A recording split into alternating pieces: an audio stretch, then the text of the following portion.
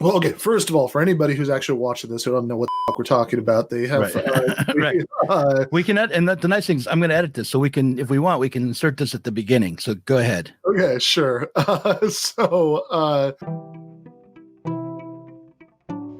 death of God is about the drying up of a horizon of meaning and of a whole form of human life. Where do we stand in the illusion it makes?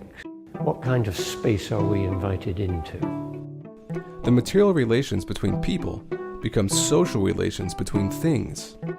When we look at toasters, corn, and TVs, we still, to a large extent, live in the interregnum between worlds, if you will, or between paradigms. Not many people in the history of the world have faced that. All right. Well, Ben Burgess is here, the one, the only, the logic bro, and the one who gives us an argument. Ben, thanks for coming on to talk to me about Glenn Greenwald and The Intercept. Yeah, thanks, Doug. What is your position? Have you both? I guess. Well, okay. First of all, for anybody who's actually watching this who don't know what the fuck we're talking about, they have right. We can and the nice thing is I'm going to edit this so we can, if we want, we can insert this at the beginning. So go ahead. Okay, sure. So Glenn Greenwald is a journalist and commentator, and he helped co-found this publication, The Intercept, several years back, and he just left because of a dispute about the editing / not wanting to run in the premise of the story as he imagined it. This article that he wanted to do having to do with the Hunter Biden laptop story and the media's reaction to it, and a lot of reaction. I think some of it is cynical, but I also think there are people who I totally see where they're coming from, who are on Team Intercept, I guess, who look at this and say, oh, well, look, there are points in the email, which we have because he published them on his new Substack, which after he announced that he'd resigned from The Intercept because they wouldn't let him do the story, he started a Substack, and one of the first things he put on the Substack was the original story and the email exchange that he had with various editors at The Intercept. And there are people who look at this and they see some of these emails and they say, well, okay. I mean, especially if the people in question are writers, they say, okay, well, what's the big deal, right? I get editorial feedback like that all the time. And I think as far as that goes, that's right. I mean, like I'm a columnist for Jacobin. I've had things that for various reasons, like they didn't run at all because of some content-based, thing where, we just kind of couldn't agree on something, or just like they decided on second thought, that like, okay, having looked at it, never mind, and certainly like that's happened a couple times, and certainly many more times, there have been content-based edits that were at least as substantial, right, as what you got there, right? That would not have, if I gotten that from Bhaskar Sankar or one of the other editors at Jacobin, I wouldn't have thought twice about it. That would be, that would be kind of par for the course. Right. So I get people say, well, hold on, why is this guy, talking about like censorship and all of this stuff when he's just being edited? This is just editing. What are you complaining about? But I think that the crucial thing that misses is context. So in, I think Glenn Greenwald, he started out as a blogger. He was a lawyer. He was a civil liberties guy, and he had a blog back in the Bush era where he would talk about the various crimes and civil liberties violations of the Bush administration. And then after that, the blog got big enough that he was invited to start writing for Salon. And then after a few years, he moved to The Guardian, and then The Intercept. And he founded The Intercept, right? He was a co-founder yeah. of the Intercept. Yeah, he was a co-founder of the Intercept, which is also, I think, maybe something that's a little confusing about this whole thing to some people, because they say, well, hold on, like, isn't that like his magazine?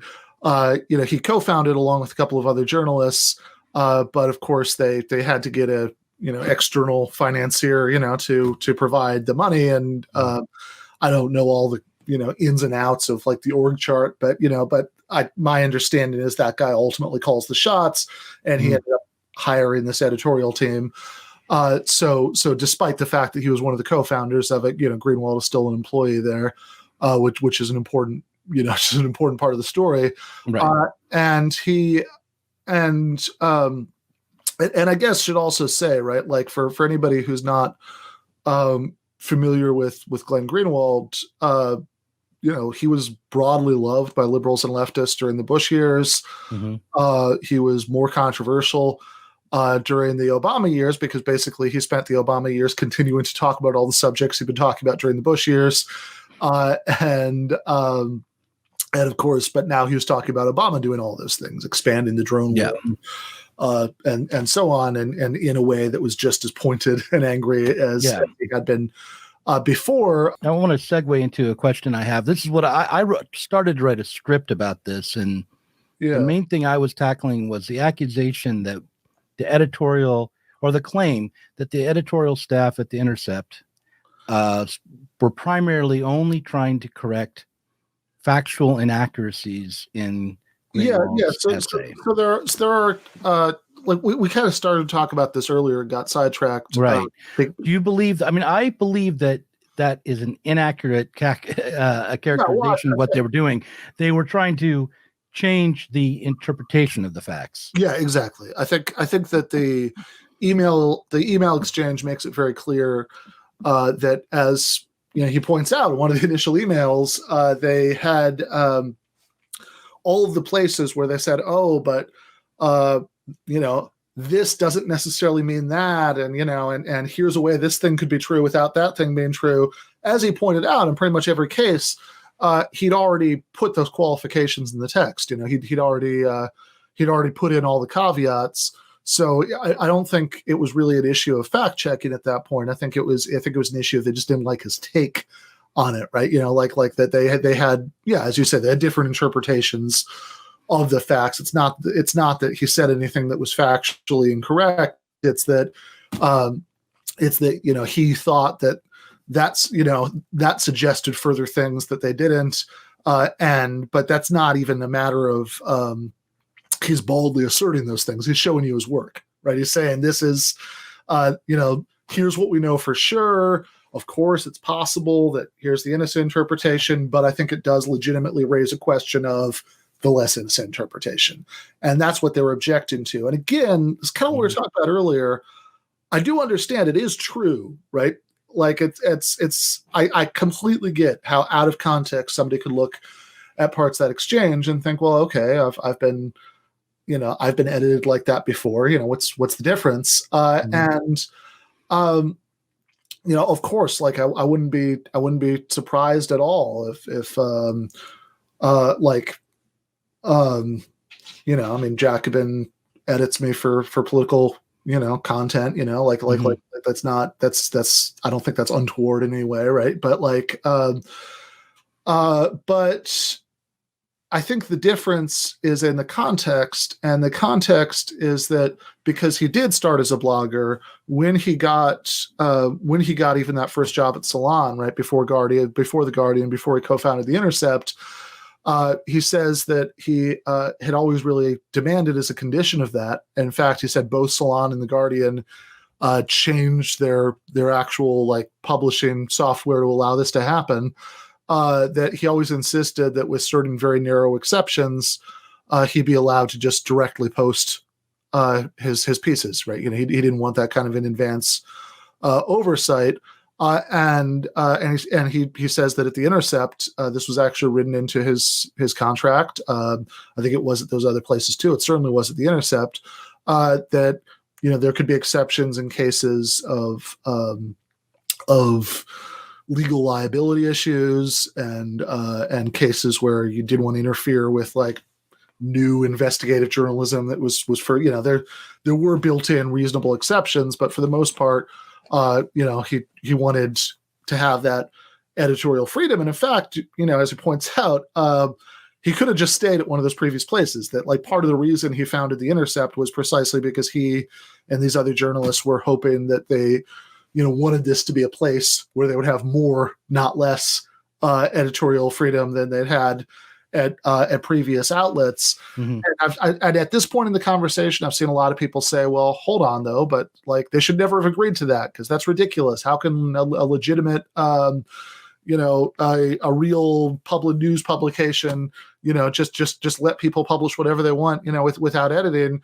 And I think that, now I think there was some, light editing that was always done, but I think that as far as like the core issues of content, right, that was really up to him within those parameters. And one thing I would say to that is that, of course, there are people at lots of mainstream publications who do have exactly that prerogative.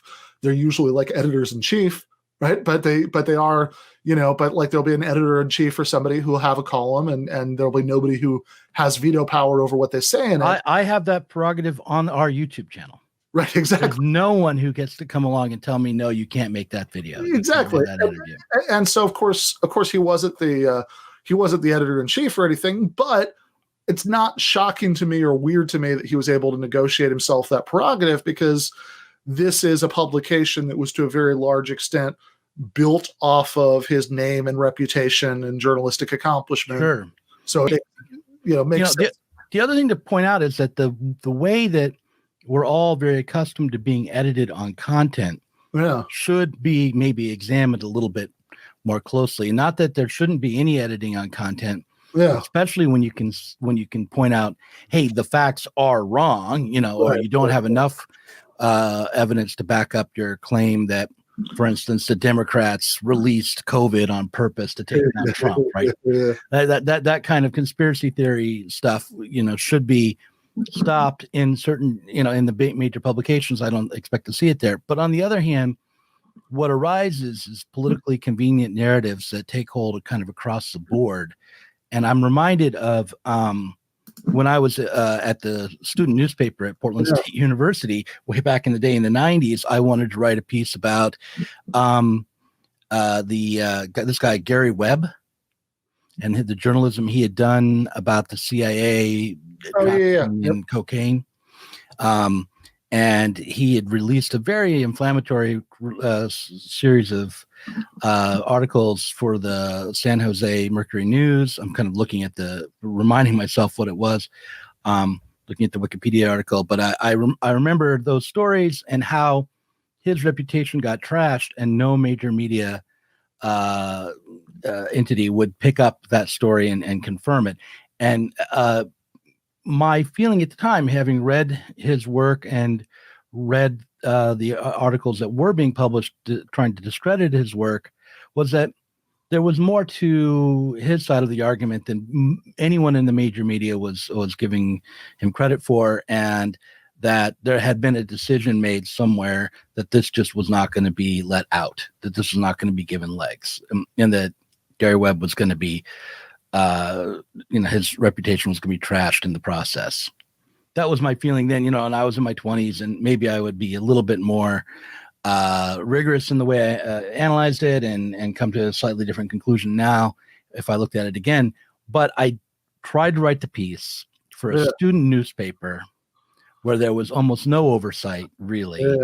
But that piece got stopped by the advisor who was working with us from the Oregonian. And so there are major narratives that take hold, that really do take hold across the spectrum sometimes, I think. No, for sure. And I think that, it's like the question about, since he, used the word censorship, and a lot of people, that's kind of where they plant their flag in rejecting, his narrative events here. They say, oh, well, here is editing, here is censorship, and these are just clearly different things.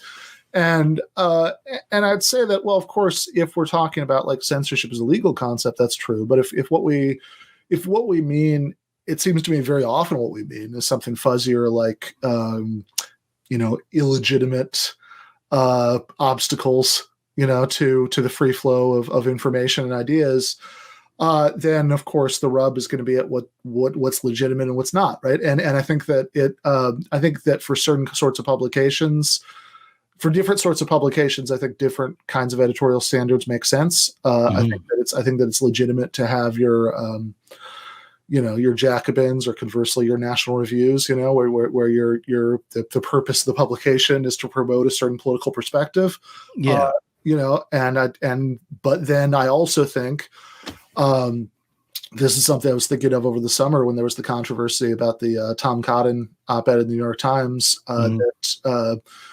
that I think a good, healthy media landscape, I don't think should only consist of Jacobins and National Reviews, right? I think that we also should have publications that are, that are seen as something like open territory for contestation between different worldviews.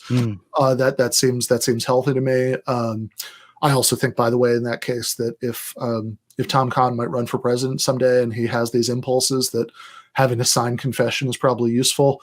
Yeah, right. Why shut him up? Let him tell us what he thinks. Right. Exactly. And don't turn him into a martyr, right? Yeah. Totally right. And then, so I think that like there's this issue of like what's legitimate and what's not as far as obstacles go. That obviously it's not the case that every piece could be published in every publication. I think that's okay, right? Right. I mean, I don't think we have to be absolutist about that, but it's also, but if in this case, it does seem like he has a legitimate complaint to me because if they had this arrangement, according to him, was, maybe he's lying, maybe he's, misunderstanding the legalese in his contract, he's not the right kind of lawyer, but according to him, right, this is spelled out in his contract that they're not going to do exactly the thing that they did. Right. And also crucially, according to him, this was honored for years and years and years before this. And so if they're going to do a kind of content-based editing that sure would be standard at lots of places, but they'd never done with him before, and they had agreed not to do with him, and they're going to do it for just this one story about something that would be really embarrassing to the Biden family a week before the election, then that does seem illegitimate to me. That they're going to upend this commitment and this arrangement, and B, like circumstantially, it sure seems like it has a political motivation. If you get rid of the arguments about him not being censored, and if you take everything you just said, he had an agreement with them. They weren't editing just for factual inaccuracies, but for the interpretation. And therefore they were censoring him in a way that in that context mattered. His contract had been broken. So he had the grounds for leaving, and he may even have grounds for some sort of lawsuit if he wanted to pursue it, if depending on how firm that contract was. So let's just agree to all that. But then the other question is, okay, is that politically justified? Regardless, let's be realists for a moment here. Yeah. We've got Donald Trump in office. The man is incompetent. He's an authoritarian, on and on and on and on. So is it worth the cost to the world of free speech and journalistic inquiry to censor someone like Glenn Greenwald in order to stop this Hunter Biden story coming out?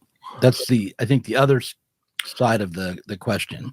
I don't think it is, but I don't think so either. I mean, I think that I see why somebody would think that there is, but I think that once you kind of grant that, really, as far as any kind of critical perspective, I think you've kind of given up the game because there's always something, right? Like it's like right now, sure, we're about to have this big presidential election, but before you know it, there'll be midterms. It's there's going to be another presidential election after that. There's going to be, you're going to like publish this right in the middle of right while the president is making this big push for whatever, right? That I think that it's going to be. I think that I think it's a very dangerous. Like, I'm sure you could. I'm not saying that there's nowhere where somebody could draw an internally consistent line about like when they were willing to publish things that would be embarrassing to the Bidens or similar actors, or when they wouldn't. But I think that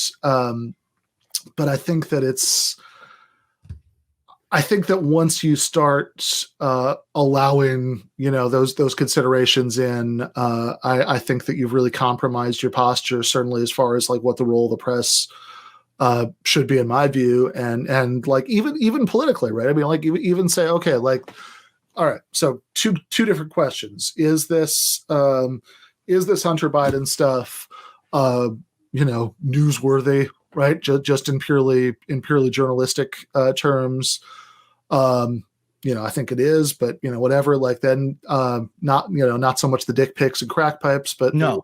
but the financial issues and other things. I think it's clear you don't publish the pictures of Hunter Biden naked or any of that stuff. Yeah, just like no matter, even if he was your political enemy, you wouldn't publish that stuff if you have any integrity as a journalist. Yeah, no, that seems totally right. So, But yeah, I think it is newsworthy. But then the other question is okay, but like, what about like are there political reasons not to do this? And then even if there were, you could still think that like the journalistic imperative overrode that. But I think that, but I guess I don't even really necessarily want to grant that there are good political reasons not to, because I think my question there is like, how do you conceive of the political project where it would make sense to not do this, right? Like, and I think that it seems to me that at that point, right, if you don't want to publish information that would suggest something, which by the way should be obvious anyway, that the Biden family is pretty sleazy, and there's a lot of financial trading on political connections. Mm-hmm. If you don't want to publish that because you're worried that people won't vote for Biden in the election, then even aside from the fact that, I mean, the premise is a little dubious anyway. Like, I don't know how many swing voters are hanging on the intercept, but but like, I would say none, probably, but maybe a few, but not very many. Maybe a few. But then like that also seems like your political strategy involves like lying to people, which isn't even just something that might be morally objectionable, but I'd really question like how productive that's going to be long term as a strategy. That if because if you really rely on that, like if because I guess to back up here, I should say I don't know where you're at with this. I know you had similar views in 2016. I don't know if you really do this here or not, but I voted. I live in a swing state. I voted for Biden. I've written things and I did a debate with Nico House about this, urging voters in swing states to vote for Biden. But I've never done that on the basis of saying, oh, he's not actually that bad, right? Or doing that sort of like move where you say, oh, well, maybe he's not perfect, but right, he's flawed, but I think that you can, I think that you can and should make that case on the basis of radical honesty, saying that that these people are both enemies of the working class, but they're different kinds of enemies, and they're pursuing different strategies, and we're better off fighting with one of them than the other one. Yeah. Well, I just will tell you that the story of my vote here is the story of how Trump is right about the potential for voter fraud with mail-in ballots, because I was part of a family where everyone sat around the table together, We're all going to vote together. We're going to talk about each thing. And it comes to the presidency. I write in Kanye. I get a lot of people objecting. A lot of pressure came down on me to vote for Biden. I don't feel like my vote was freely cast. And in the end, they tricked me. They said, well, you told us earlier that every time no president you've ever voted for has ever won. So if you vote for Biden, that's like a vote against Biden. So you should vote for Biden. And so I said, all right. So I voted for Biden. So I don't know what that means exactly. Yeah. But and you know, whatever. Like, I'll also admit that I might have a. But you see, the problem with mail-in votes, that kind of thing would never happen if you just go to the polls. That's true. You know, and I'll admit I might have an unsavory motivation here for being so much in Glenn Greenwald's corner on this, which is that because I do have that position, you know, and a couple of others, I've had to spend a lot of time lately, you know, fighting with leftists about that stuff, which I don't particularly enjoy. Whereas this issue gives me a chance to be hated by liberals, which I actually kind of like.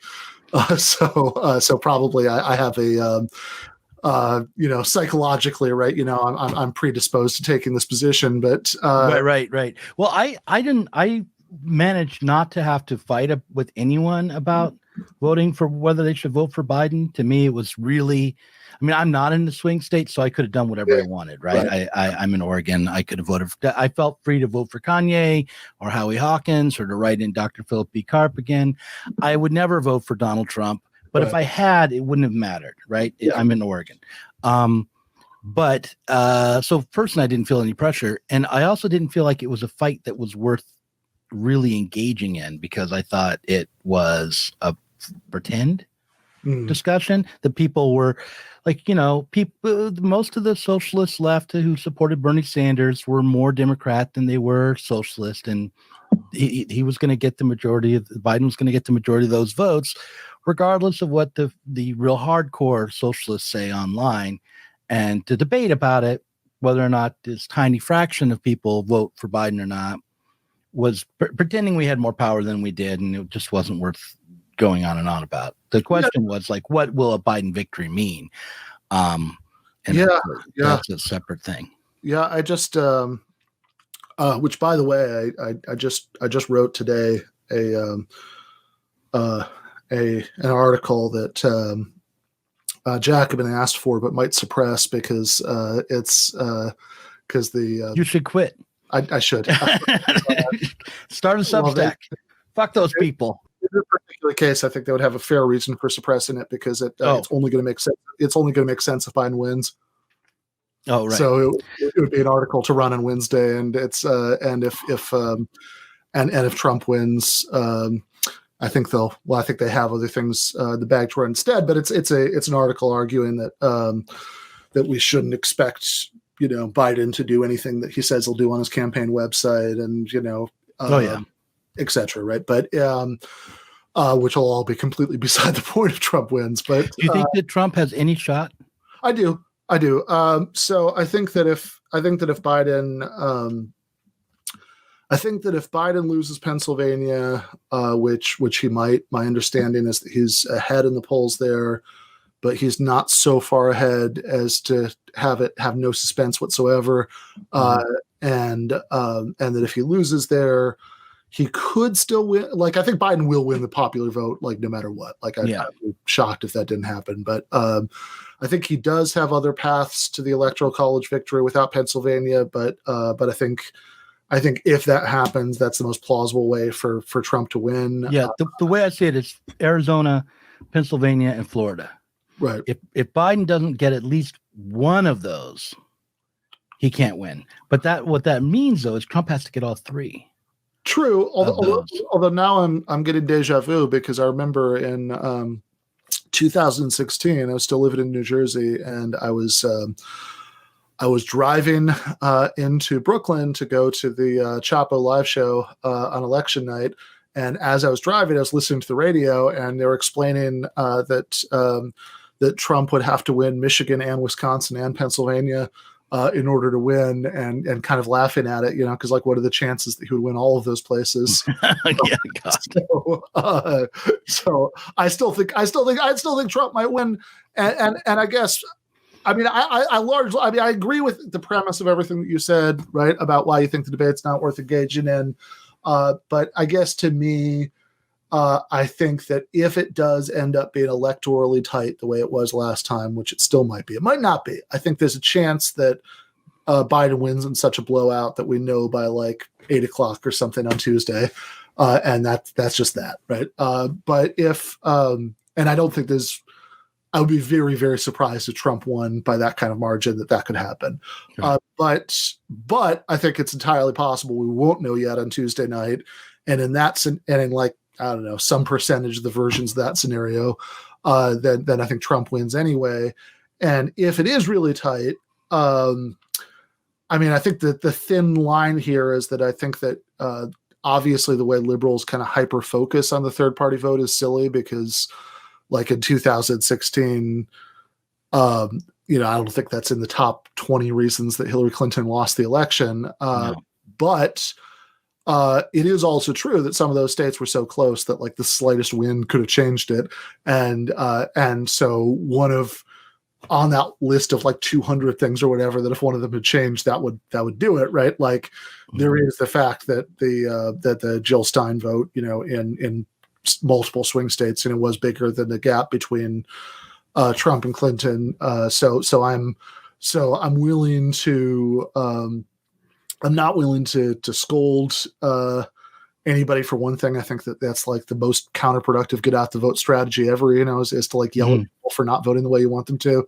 Right. And I'm not willing to lie about how bad Biden is. And maybe that's just like, some, prissy moral thing for me, but I think that there's a strategic argument that could be made for not doing that.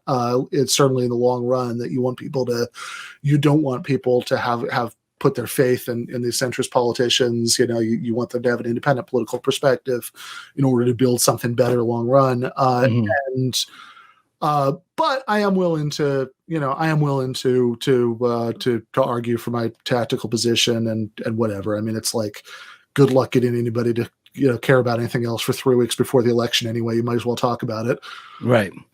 Well, I think that the real conversation for people on the far left to have after this election, when Biden wins, or even if he doesn't, is whether or not supporting Bernie Sanders, as the far left support for Bernie Sanders, was it justified or not? That's the debate to have. We've reached a point where we can't count on people being like carried along by the obviousness of it, like that, like in 2016 and for the most part in 2020, I think that it was so, so obviously the only game in town. You almost didn't need to argue for it. I was not on Team Bernie in 2016. I was on Team Sectarian Marxist Group. Yeah. By the way, I do just want to say, read Glenn Greenwald, one thing that, I think one thing that is worth saying in this context is that a lot of the cynical interpretation, is about him that like somehow or another this is a financial thing, and that's not true.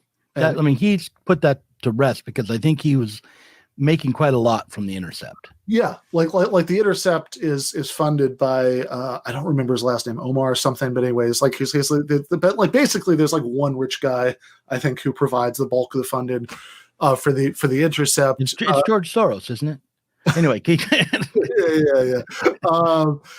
don't talk about my cousin like that. Okay. But no, right. So in any case, right, apparently everybody at The Intercept gets paid like ridiculously well, and so like Greenwald, was making a pretty lavish salary on there, and they were paying his security costs, which, given that he's actually like a active prominent enemy of Bolsonaro, that's not a small thing, really. That's not a small thing, and they were paying his legal costs, because they're also trying to. I think they still haven't given up on the idea of prosecuting him somehow for publishing these leaks. Which goes to show you what a freaking whack job weirdo he is, because he's not taking his own interests into account when he's No, leading the intercept. he's not. I mean, there is like, if this could be the most wildly successful Substack of all time, and there's no way that he's making as much money as he was making in the intercept plus those other costs. That's just not happening. So I mean, honestly, yes, as his friend, like if I were his friend, I'd probably advise him not to do this. It's like, this is like, exactly. just what are you story. thinking? It's not that big a deal. Yeah, right. It's like egomaniac. There's integrity and there's integrity, but come on now. This is publish it next week. Stay at the intercept. But what do you think the consequence will be if the left isn't able to kind of take on board what's just happened here and understand that, let's say the radical left, the socialist left, doesn't understand that really Greenwald was right, and we need to hold on to principles of free inquiry and expression, and not buckle to the dominant narrative for the variety of reasons that it happens. And the thing actually that even disturbs me, even more than that, I mean, I think that's bad enough, right? When people sort of went along with the Greenwald thing, but I think what's even more disturbing are people who didn't who thought that it was kind of a nothing that when the New York Post was initially reporting the story that Twitter was blocked their account, blocked anybody from posting it, blocked anybody from DMing it, the link, and that's the kind of thing that I mean, if you don't raise a big fuss about, I mean, like you're really going to be in this like position. That just seems spectacularly short-sighted to me. Like it's almost like the when the first Smith Act prosecutions happened during World War II of the Socialist Workers Party, and the communists were all for it because like there were records, and it was important. It was important to support the war. It's like the way I said, "Oh well, Crime Think got thrown off Facebook." Oh, I'm crying. But really, that was a bad sign for me. I should come to the defense of Crime Think, because they did. They got canceled from Facebook. Yeah, and I mean, I think you can, and I think there's a way to do it where you don't necessarily have to, in every case, like you can be a little selective about who's the best poster boy for for it, but you can still have the position of principle about all of it, right? That none of it should be happening. Right. I said that it was a bad thing when Alex Jones got thrown off Facebook. Yeah, no, I pretty much agree. Like, I think that there's like a case that can be made that he that like maybe a more reasonable process could have gotten the same outcome, because some of the Sandy Hook stuff might have if he had been sued to high heaven, and then that would have been different. If they waited until that had been concluded and they didn't decided to throw him off the platform. The fact that they could just take this like hugely popular broadcaster and lock him out with very little explanation or meaningful appeal is really disturbing.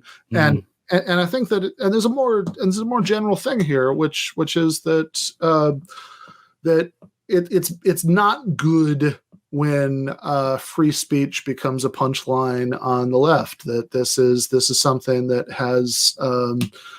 has historically been really important to us, and for very good reasons. It should be like this, and the fact that like there's something disturbing, like on an almost spiritual level, about like watching so many people who are even on the left kind of reflexively identify with with the authorities or Facebook or whoever, like how easily it rolls off so many people's tongues, these phrases like look at this person crying about being censored, like that, like that's not like that's not how we should be feeling about this stuff, right? Like this is because because obviously the people who are back in frame, Ben, get back in frame.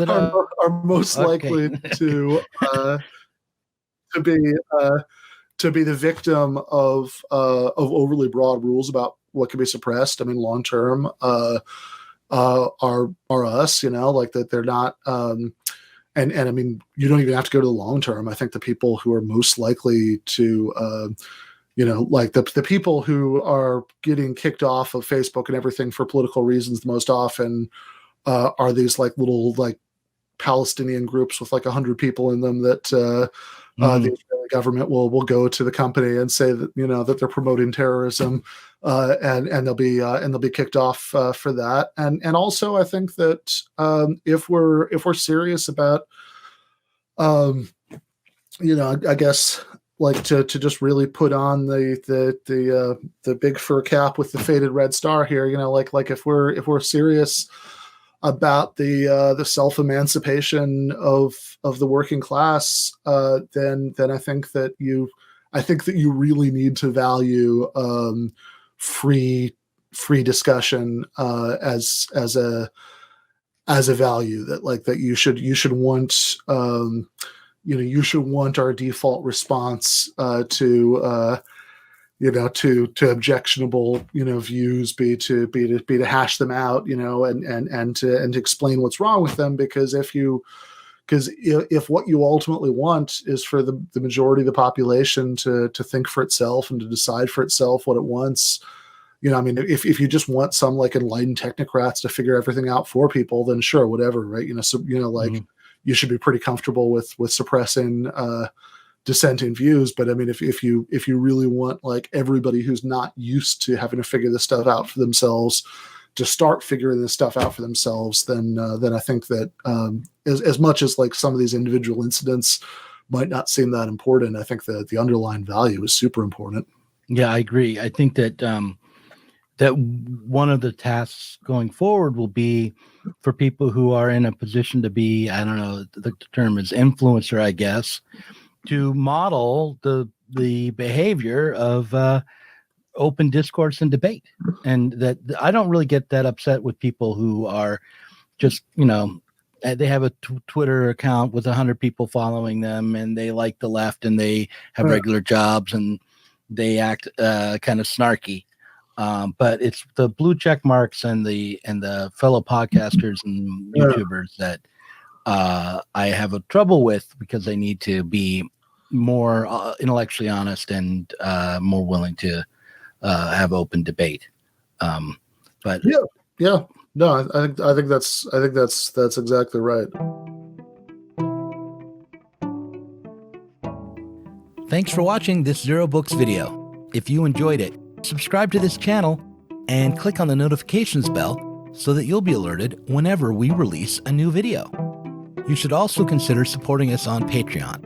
Our patrons get access to our Inside Zer0 Books podcast every week and can get access to the Zer0 Books book club and help us to continue making online content from the left.